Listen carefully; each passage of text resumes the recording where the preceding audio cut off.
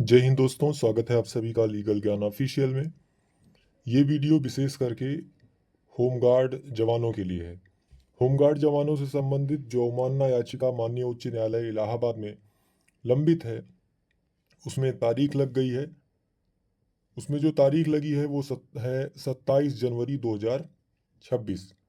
और ये केस आपका कोर्ट नंबर 9 में सीरियल नंबर 122 पर लगा हुआ है, दिल्ली काज लिस्ट में।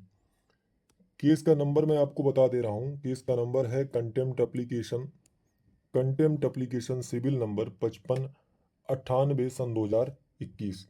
ये जो केस है, इसमें याचिकाकर्ता जो हैं, अप्लीकेंट जो हैं, वह हैं होमगार्ड नंबर 0385 रामनाथ गुप्ता, यानी ये रामनाथ गुप्ता जी इसमें याचिकाकर्ता हैं। रिस्पोंडेंट इसमें हैं श्री राजेंद्र कुमार तिवारी जी। और इनकी तरफ से वर्तमान में, रामनाथ गुप्ता जी की तरफ से जो वर्तमान में अधिवक्ता हैं, वो हैं श्री आदित्य प्रकाश वर्मा जी, श्री शैलेश वर्मा जी। और रिस्पोंडेंट की तरफ से जो अधिवक्ता हैं वो हैं एससी यानी स्टैंडिंग काउंसिल और सीएससी यानी चीफ स्टैंडिंग काउंसिल। ये केस आपका जो है, इसके साथ कुछ और केस कनेक्ट हैं, जैसे कंटेम्प्ट एप्लीकेशन नंबर 5395 आप 2021 और कंटेम्प्ट एप्लीकेशन नंबर 6371 आप 2016, ये भी इसके साथ कनेक्टेड केस हैं। अगर हम यहाँ पर देखें तो इसकी लिस्टिंग लगातार हो रही है, यानी ये केस लग रहा है। पिछले डेट पे देखिए, ये डेट मैं आपको दिखा रहा हूँ। इससे पहले 17/12/25 को लगा था। उससे पहले ये 25/11/25 को लगा था। उसके पहले 17/11/25 को लगा था।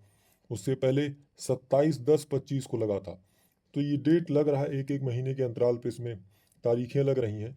इसका ऑर्डर सीट जो है मैंने निकाल रखा है। अभी अगर हम प्रीवियस ऑर्डर सीट देखें तो प्रीवियस ऑर्डर सीट में, पिछले ऑर्डर सीट में देखिए, ये 17 दिसंबर 2025 वाला आपका केस जब लगा था उस दिन का ऑर्डर है। इसमें कोर्ट नंबर 37 में आपका लगा हुआ था और ये आदेश हुआ as prayed list on 27/1/2026 along with connected matter. तो ये आदेश हुआ इसलिए हुआ क्योंकि उस दिन केस होने की संभावना नहीं थी। ऐसा ना था कि केस टेकअप नहीं हो पाएगा। फिर भी आपकी तरफ से जो अधिवक्ता हैं श्री शैलेश वर्मा जी, वो उपस्थित थे और उन्होंने माननीय कोर्ट से प्रेयर किया कि अगर आज टेकअप नहीं हो पा रहा तो उसमें कोई तारीख लगा दी जाए, तो ये तारीख लगाया गया। इसी तरह पिछले डेट में भी जब केस ज़्यादा रहते हैं तो उस दिन केस मेंशन होने के बाद भी कई बार केस होने की संभावना नहीं रहती, ज़्यादा केस होने की वजह से। तो यही स्थिति उस दिन भी बन गई थी, जिसकी वजह से केस टेकअप नहीं हो पाया। अब इससे पिछले डेट पे देखते हैं। यहाँ देखिए 27 अक्टूबर का एक आदेश है, ये मैं आपको दिखा दे रहा हूँ। 27 अक्टूबर वाले आदेश में क्या है, काउंटर एफिडेविट, ये आदेश है, मैं पढ़ रहा हूँ, उसके बाद आपको समझाने की कोशिश कर रहा हूँ। Counter affidavit to the compliance affidavit has been filed today which is taken on record.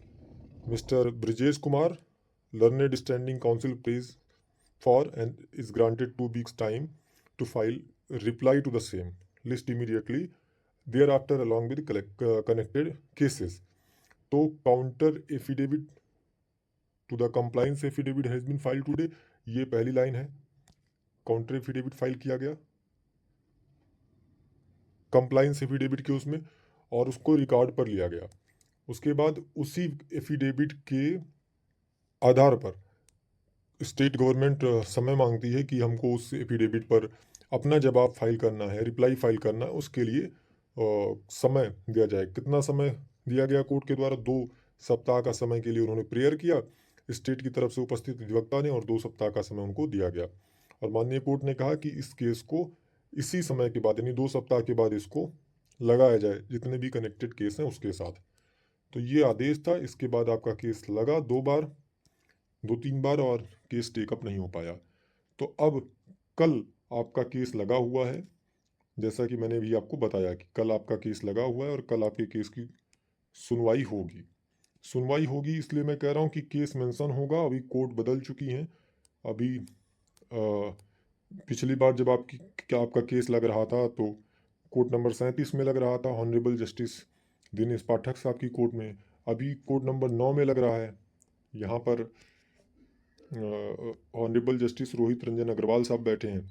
तो सबके यहाँ अपना अलग अलग वो होता है, तो यहाँ संभावना है कि लिस्ट टेकअप होता है तो मेंशन केसेस मेंशन होगा, और केस मेंशन होने के बाद केस टेकअप भी होगा। उम्मीद करता हूँ मेरे द्वारा दी गई जानकारी से आप संतुष्ट होंगे। कोई प्रश्न है तो कमेंट के माध्यम से पूछ सकते हैं। जय हिंद, धन्यवाद।